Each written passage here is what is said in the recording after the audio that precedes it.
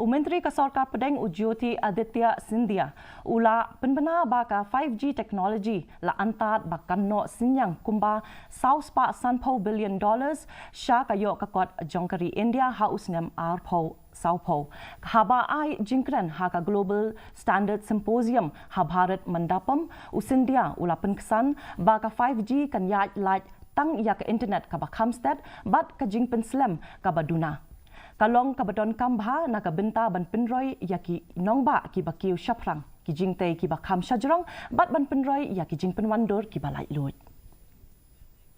This technology is not merely just faster internet, is not merely just low latency, but is laying the groundwork for intelligent cities, visionary infrastructure, and autonomous innovation.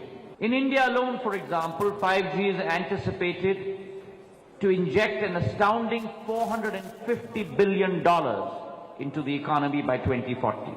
And therefore, while we have rolled out 5G across all 36 states and union territories, covering 98% of our districts and 80% of our population in just 22 months, this is not only a feat of India alone, but it highlights the transformative power of standardized innovation.